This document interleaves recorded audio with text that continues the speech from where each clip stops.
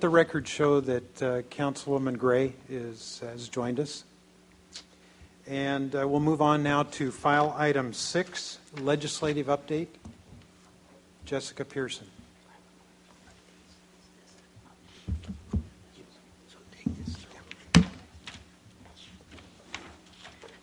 Good morning. Morning.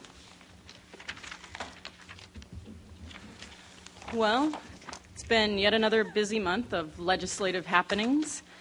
I'm beginning to get a better sense of which of the approximately 50 bills we're tracking will move forward and take shape into full-fledged proposals, and which will perhaps become ideas for another session. Because it is also budget season, a great deal of legislative activity has centered around debating various aspects of the governor's proposed budget. Activity on the drought and groundwater reform continue, and of course the water bond debate is ongoing with various hearings and amendments that I'll describe in my report. On the federal side, since last month, there's been some further activity in Congress regarding the drought. There are now a total of 3 federal drought bills. Although there have not been changes in the status of either Congressman Valadeo's H.R. 3964 or Senator Feinstein's 2016, now Congressman Huffman, a California Democrat, introduced H.R. 4239 as a counterpoint to the Senate drought bill. This happened on March 13th. This bill, known as the Huffman-Napolitano-DeFazio Drought Relief Bill, includes nearly $500 million in emergency funding for California, compared to the $300 million in emergency funding in the Feinstein-Boxer bill. As a rough breakdown, the Huffman bill includes $225 million in emergency appropriations. This includes money for grants under the Clean Water State Revolving Fund, funding for emergency community water assistant grants, funding for reclamation projects, water smart projects, and Title 16 projects.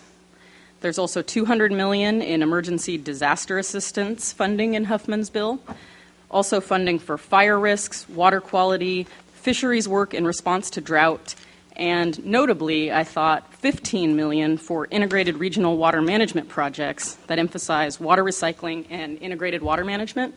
This is the first instance that I'm aware of where federal funds have been proposed for what's typically a state-funded program. Another piece of water-related federal legislation was introduced by Representatives Garamendi and LaMalfa on March 19th. Its title is it's the Sacramento Valley Water Storage and Restoration Act of 2014, which would authorize a feasibility study and construction, if found feasible, for Sites Reservoir in the northern Sacramento Valley in Colusa County. Sites is one of the long-studied CalFed storage projects that's been, quote-unquote, under consideration for quite some time, but never been funded. The project, as previously studied, is intended, in addition to water supply benefits, to improve delta water quality and increase the survival of anadromous fish populations. It's considered an off-stream storage project, and it's located approximately 10 miles west of the town of Maxwell. Additionally, the House of Representatives Natural Resources Committee held a field hearing on March 19th to discuss drought and drought relief in Fresno. The committee, chaired by Congressman Doc Hastings, heard from witnesses including farmers, irrigation district officials, and government officials, including Undersecretary of Natural Resources Janelle Beeland and David Murillo, the Regional Director of the Mid-Pacific Region of the Bureau of Reclamation. So back to the state side, there's some news regarding the change of leadership in the legislature. In a vote on March 17th, Assemblymember Tony Atkins from San Diego was elected by unanimous voice vote to become the Speaker-elect of the Assembly. She will take over from current Speaker John Perez sometime this spring. The specific date is unknown. And then Senator Pro Tem Darrell Steinberg has indicated that he will hand over power as well in August to Senator Kevin De Leon from Los Angeles. So leadership of both houses will reside in the South State for the first time in some time. On the topic of the water bond, there are now 11 water bond bills alive in the legislature. That's one more than I reported on last month, for those of you who are keeping track. In recent weeks, there's been activity on several of the bills and no activity on many of the bills. Specifically, those with activity were Senator Perea, Assemblymember Rendon, and Senator Galgiani.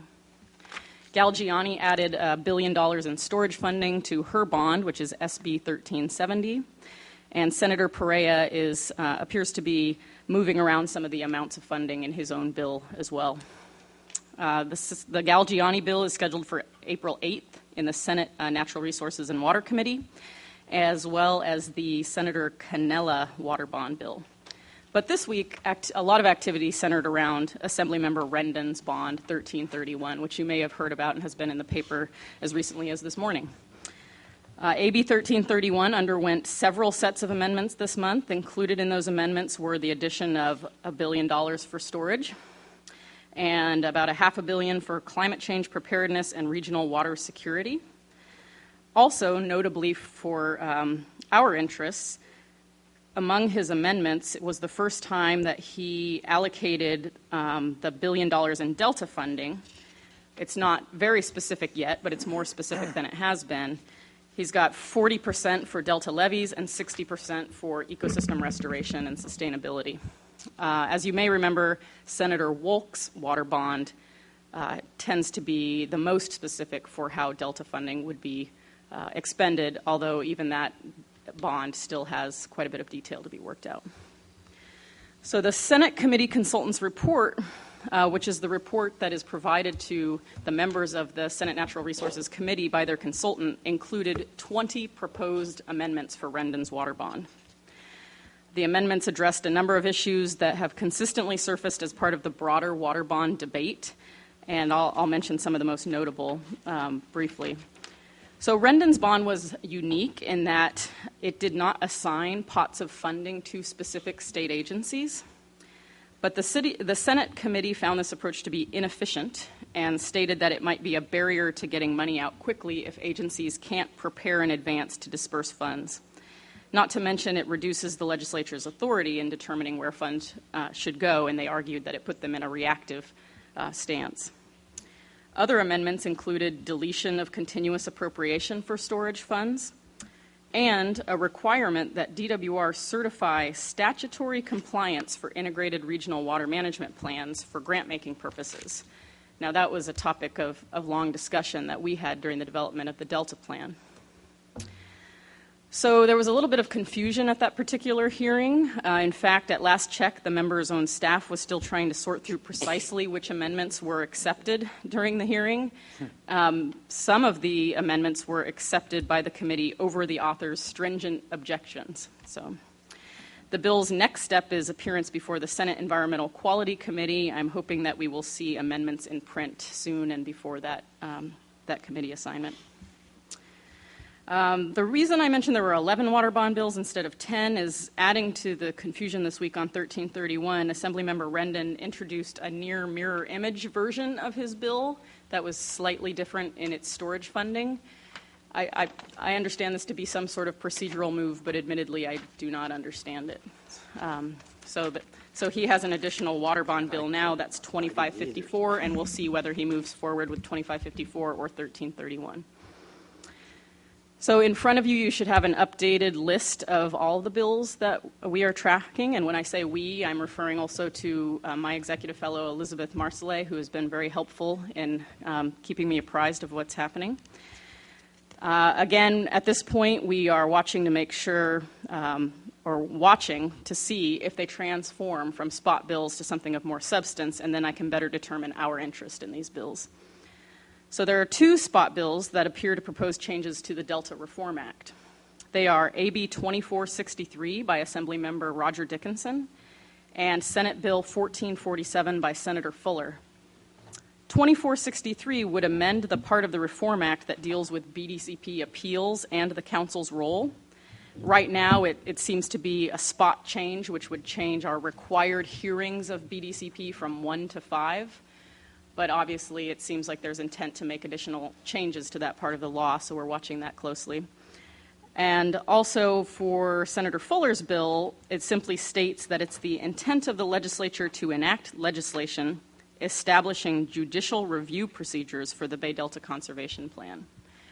So at this point, it's unclear precisely what that bill intends to do, but it's obviously could be of direct impact to the council and the council's role. There's also a bill by Assemblymember Stone, which is 2684, that proposes changes in hatchery practices for salmonids reared or released in California. I took note of this because we have a similar recommendation in the Delta Plan. The bill includes a requirement that hatchery salmon and steelhead released in California's waters be externally marked and coded wire-tagged prior to release. It's not yet scheduled for hearing. I asked our science staff whether this was, how closely this matched the recommendation in the Delta Plan. And the response I got was that our recommendation really focuses on using a science-based approach to hatchery management. Well, this sort of jumps the gun to what the solution would be. And notably, the bill mentions tagging of the top fin, and Sam Heriter, our science program staff, jokingly pointed out that there are 2 top fins, and we want to make sure we get the right one. So while there are a few placeholder bills on groundwater, they appear to be waiting for content development. There were 2 significant legislative hearings on groundwater management in recent weeks. March 11th, the Assembly had a hearing. March 18th, the Senate had a hearing. Both hearings featured multiple panels of local water managers and scientific experts, and really are serving to provide background on the issue for members at this point. I'll remind you that the administration has an initiative underway right now with stakeholder input to develop potential legislation related to groundwater reform. So I expect those 2 efforts to join together in the next few months. So on to the topic of our budget. Well, this week staff have been particularly focused on preparing for budget hearings, along with the help of Council Member Patrick Johnston, for our proposed Delta Plan implementation budget augmentation, or budget change proposal, as they call it in the state government. We had 2 hearings this week, including one this morning and one yesterday. Both went well with swift approval of our request, and in fact, I will point out that the staff comments in the Assembly briefing materials said the Delta Stewardship Council and its Delta Science Program are providing rigorous, unbiased science on a host of Delta issues, and funding this proposal will enable the Council to effectively fulfill the responsibilities assigned to it in the Reform Act. So that was good news and a glowing report, so I think we're happy to see continued support for our activities, including those of our science program. And ending on more good news, the March updates from the Department of Finance and the State Controller's Office generally agree on state revenues that we are currently in receipt of nearly $1 billion in surplus to date compared to what was anticipated in the Governor's Jan 10 projections. So that concludes my report. Any questions? Busy month. Any Yeah. questions of Jessica? I do have one. Gloria?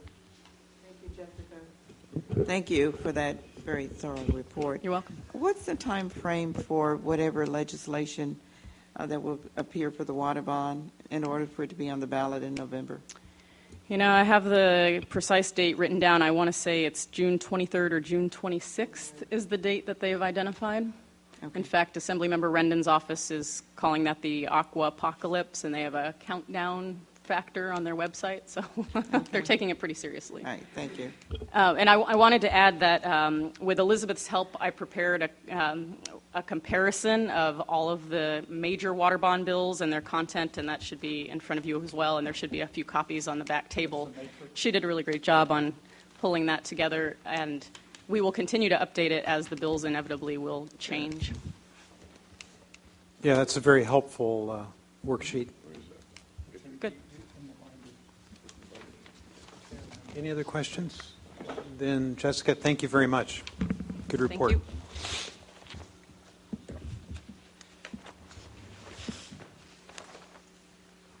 Now we're on